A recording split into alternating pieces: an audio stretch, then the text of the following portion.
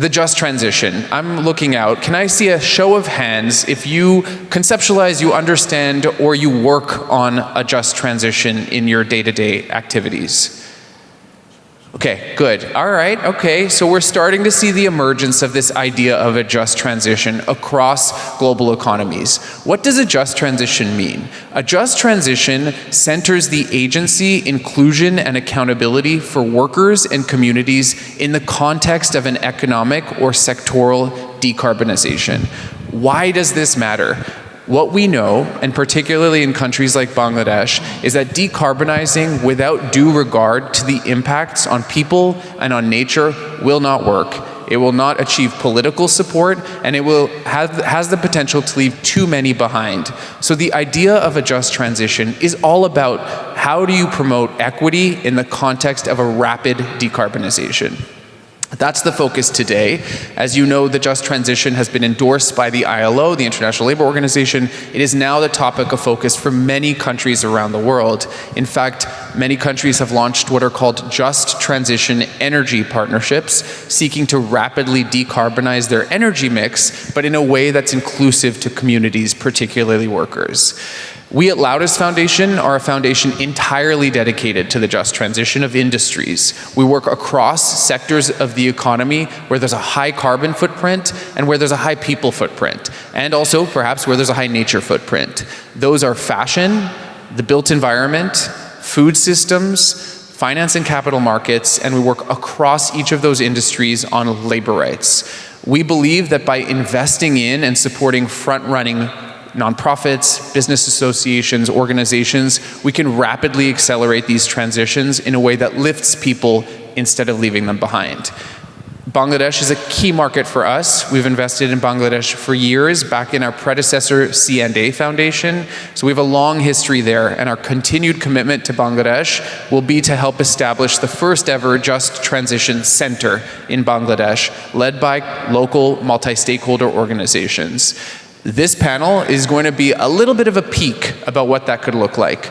We've asked representatives from worker and community groups, as well as business leaders, to come join us today to talk about what this all means to them in their work. Again, as I mentioned, we're going to keep a bit of a conversation up here for about 15 to 20 minutes, and then I have 20 minutes to engage with you. And that's what I'm really here for, to pull your ideas and help us move the agenda forward. So, are we ready? Can I get some energy? Are we ready? All right, let's go. Okay, perfect. So, my friends, I wonder if we can start here with our panelists. I described what the Just Transition means to us as a philanthropic foundation and why we think it's so critically important. I wonder if each of you could go in your opening remarks and just share, what do you think about the Just Transition? Why does it matter to you from an industry perspective? And then Kalpona will come to you to take us on the worker side. Yeah, welcome. Thank you so much.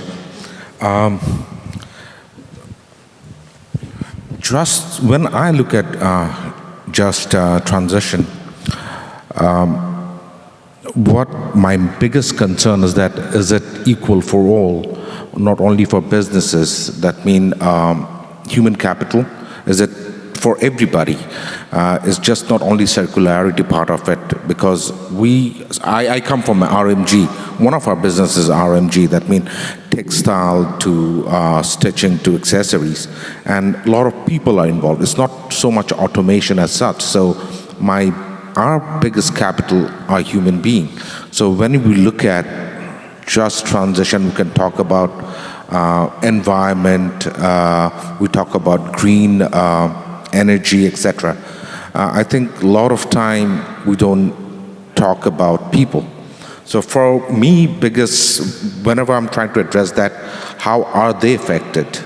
Only efficiency increasing in my, let's say, low carbon and everything, those are fine for planet and everything.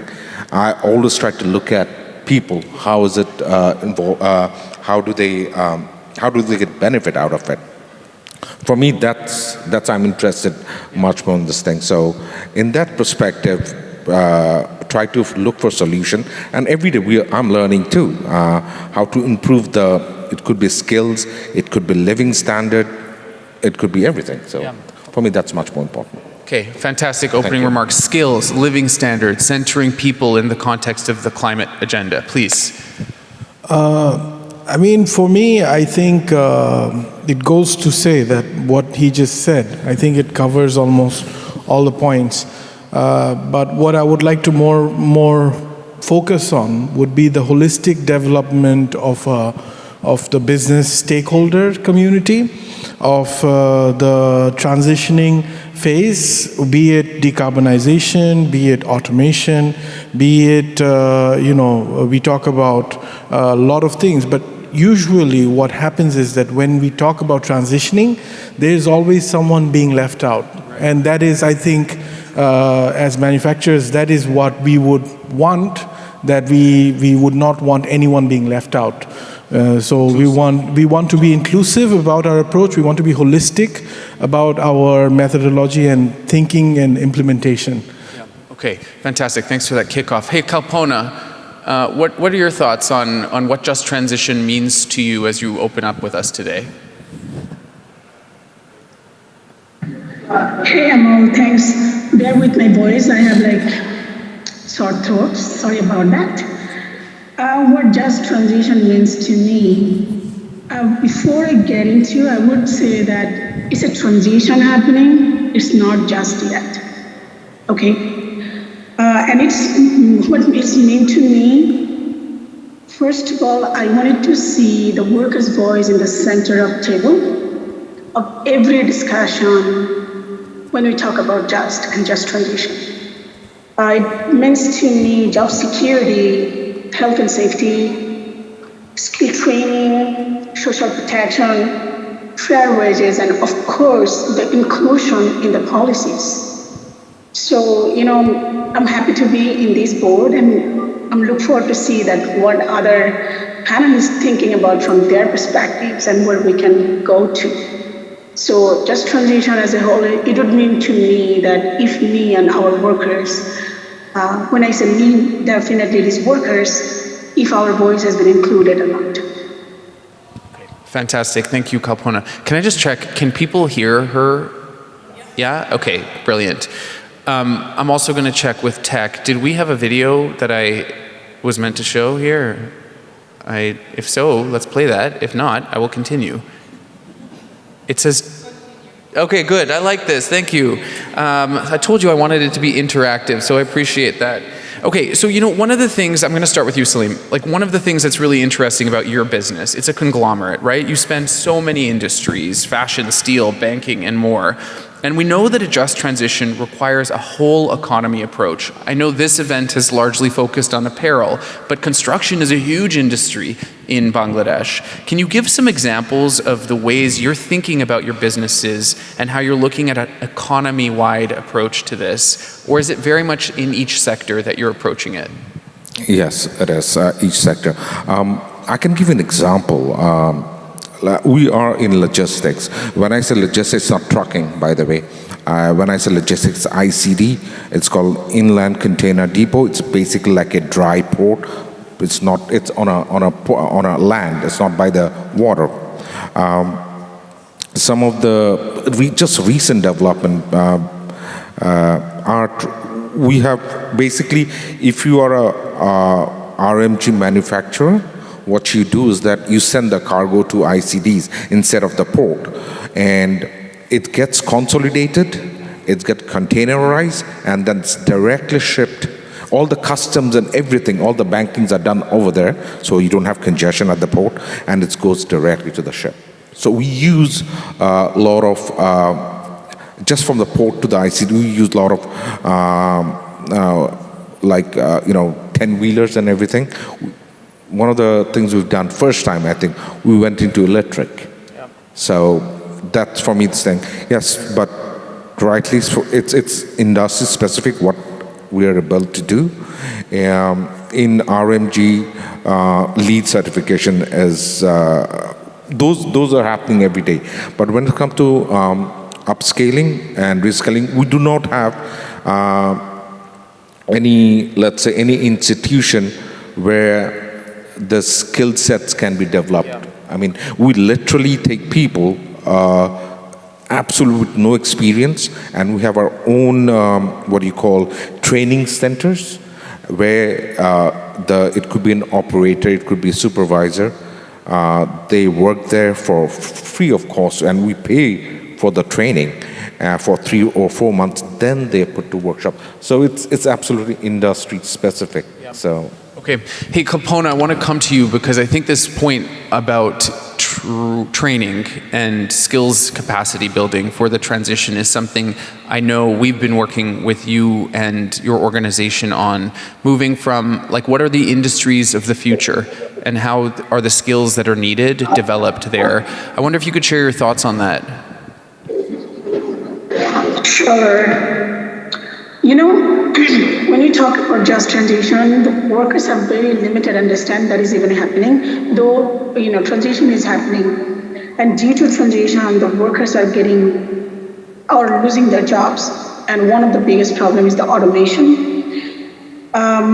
It is good to hear from the manufacturers, but not every factory or as an industry, they have a plan, nor we have seen that there is a sustainable program for workers to get training and get the greener job or any upskilling, reskilling jobs. So there are very few initiatives, if even if it has been taken. It is not widely known by the workers. So when we did some of the program with workers, even like factory level leaders, the union leaders, they doesn't have any clue that what exactly happening. They understand that, you know, some of their workers, they would be doing that, you know, that portion of the work in the factory, they lost their job, and they suddenly saw that 16 workers are not there in the swing line.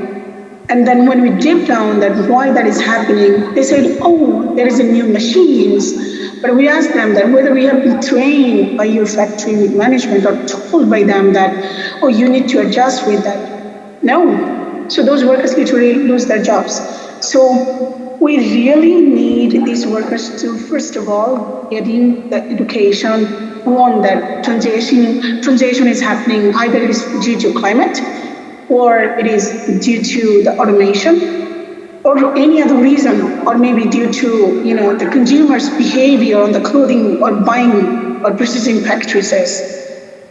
The workers should be informed and they should get training and getting ready for any greener jobs and upskilling and reskilling, which is not there in the policy, or even if any manufacturers are doing that, it's very limited way, but it should be widespread. Okay, yeah, really helpful. So I'd like to come to you now for the perspective of the apparel sector and the work you're doing. When we commissioned research with H&M Foundation to look at the situation in Bangladesh, what we found was that I believe it's about 80% of most of carbon emissions come from the on-site burning of fossil fuels, given the energy mix in Bangladesh and also the infrastructure of energy. Do you feel an imperative from your engagement with brands to decarbonize? And how do you do so when you know that the infrastructure in the country makes it quite difficult to do so from that energy mix? Thank you for that. So I think that decarbonization as a dialogue is not limited to brands or only the RMG sector. This is a very holistic and very important topic that is being tackled by, as Salim has said, that, you know, like that we are doing it for other industries as well. And I think it's imperative that now it is not a question of some external forces coming our way and actually telling us to do this, to go through this transition. This is something that is imperative now. And this is a dialogue which I think that we must have. We must transition, we must go through this dark transition, and we must go through this time where we are starting to include renewables as an important point because of energy, security, energy transitioning, and these are all dialogues which I think that is very important for us to have.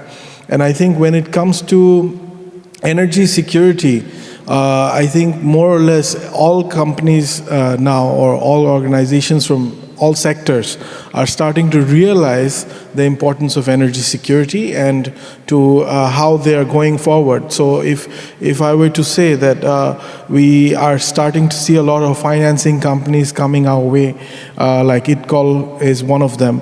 So we had like energy financing companies who are coming, who are trying to approach this for businesses. You know, for us, we are lucky that we can finance this ourselves, but I think that when it comes to other organizations, the SMEs, the other smaller operators and the smaller organizations, you know, it's them who are taking the brunt of this. And when it comes to this transitioning, it's most imperative that we think about the person in our industry who are actually in that position, you know.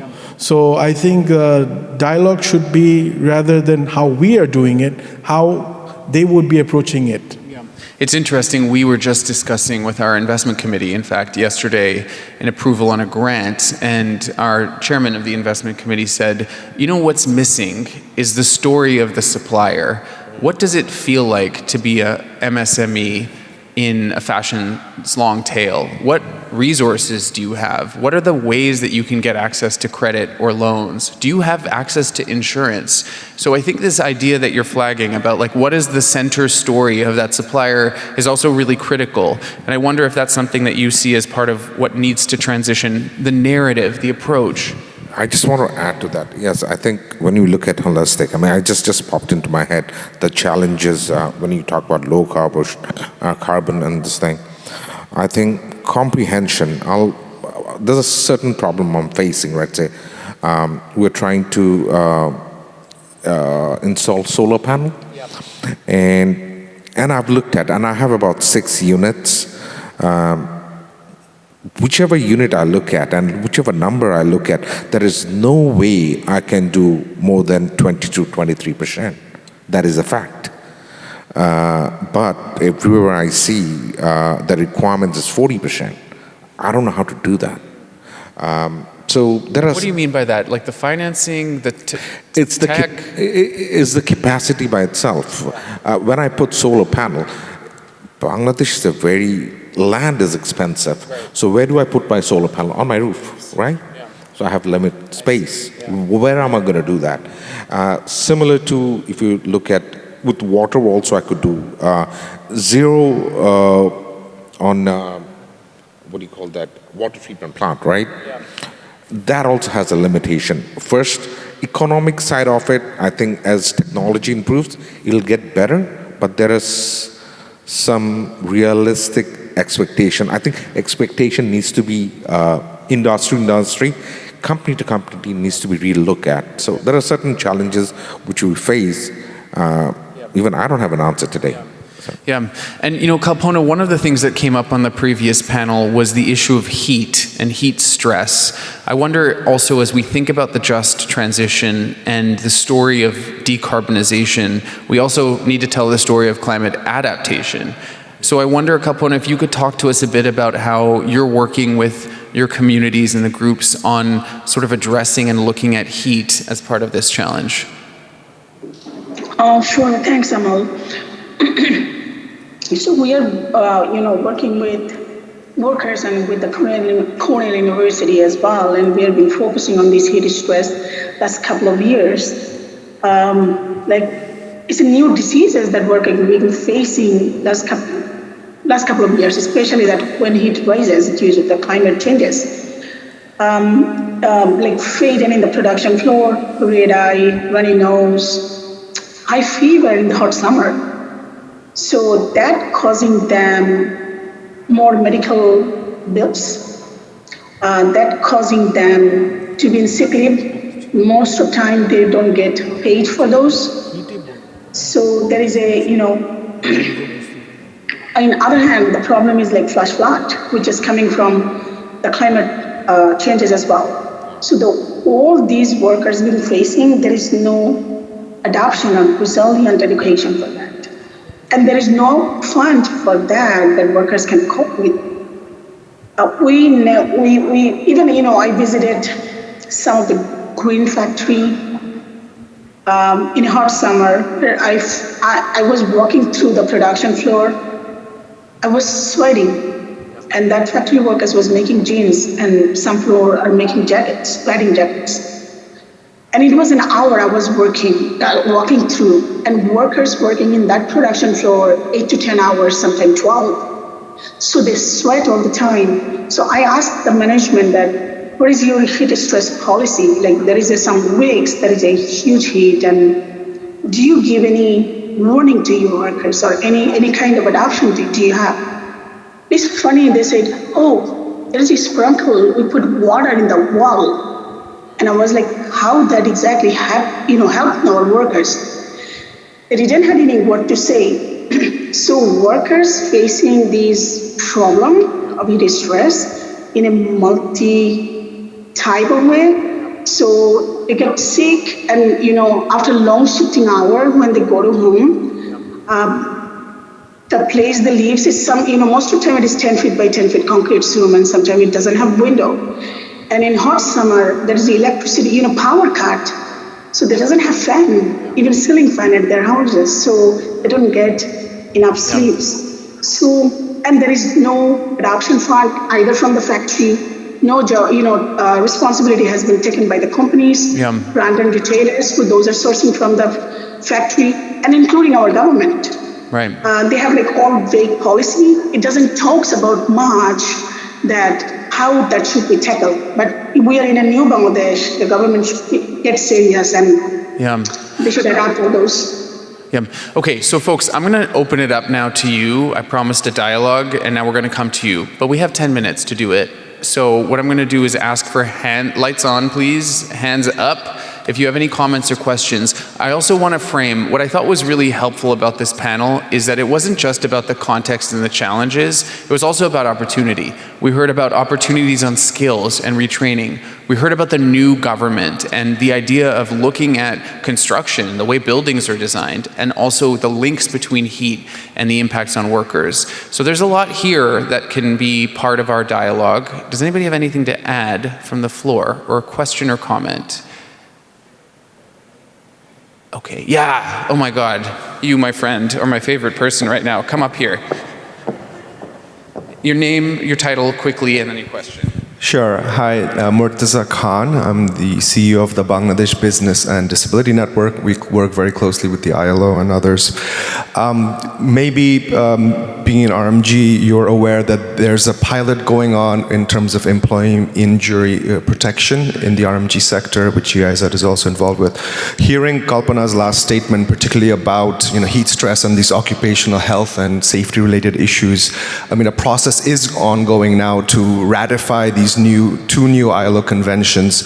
So I was keen to understand how you as an industry see the readiness at the moment to adopt these new conventions that are coming on place, and how you see that also having an impact on this just transition. Yeah, okay, fantastic question. We're going to take one or two more. I'm standing here, so someone needs to approach me with a question or comment. Anybody?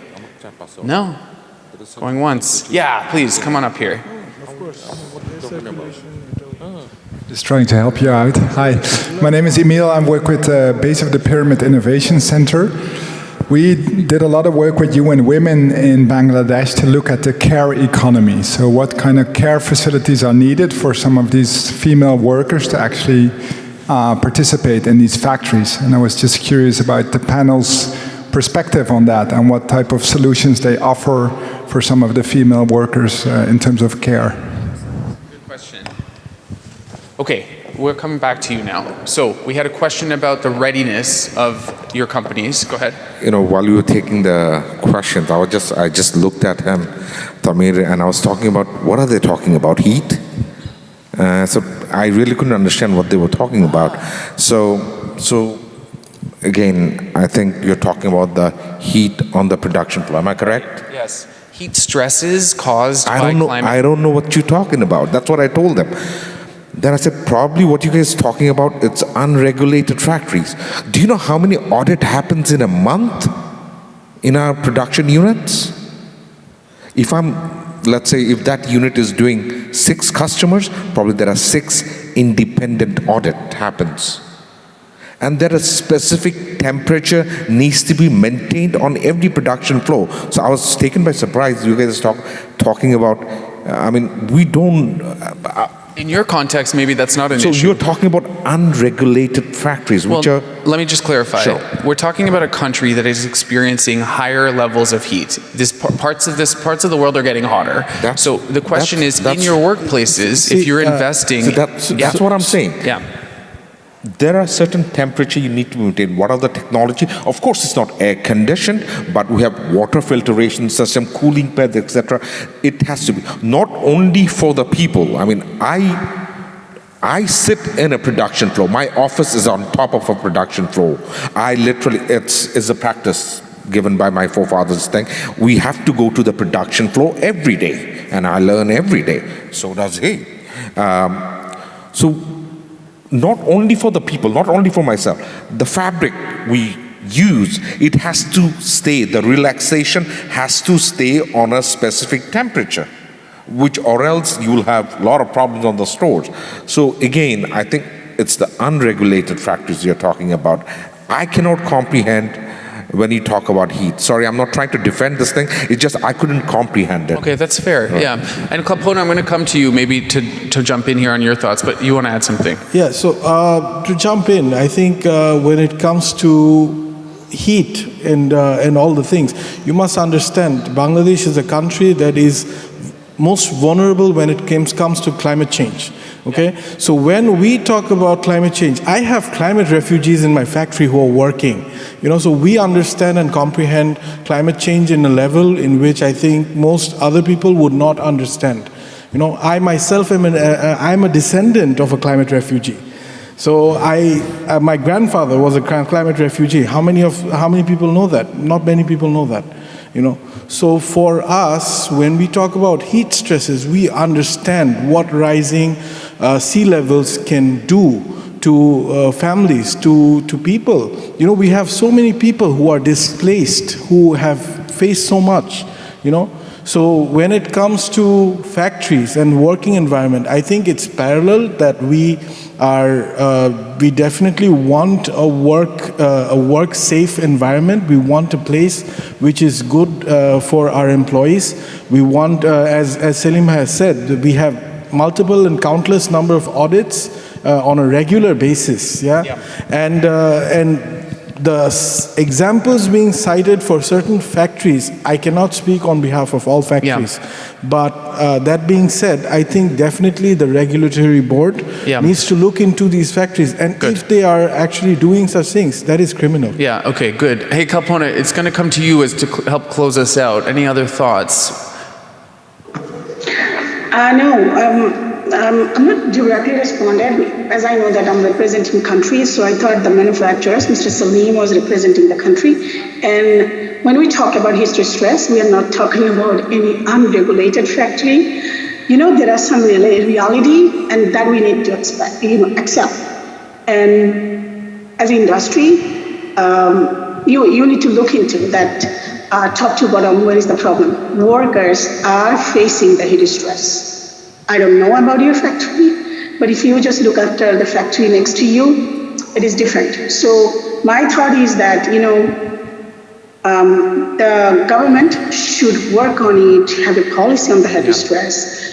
The manufacturers together, they need to work on it. Otherwise, we might be in the same same stage, but we'll be debating, and we really don't want it to do that. It is a time for change. Okay, here's what, guys, what I loved about this panel and what I think is the best part about what we're trying to do with the Just Transition is it's about multi-stakeholder action. The dialogue we just had now about heat, is it too hot, is it not, where, that's the type of dialogue that needs to happen across industry, government, and workers, because we're not going to progress and accelerate the transition in Bangladesh unless these issues are put on the table and they're worked through. The Just Transition is a unifying frame that lifts social equity to the core of these questions. I would encourage you all to engage with us at Laudes Foundation, with these individuals, industry leaders, worker leaders, and actually this missing stakeholder here, the government. to really push this agenda forward, because this is going to be the way that the economy of Bangladesh can continue its rise while the workers of Bangladesh continue their dignity. So with that, I want to thank our panelists for their time. I want to thank Best of Bangladesh for an incredible event, and grateful for participation.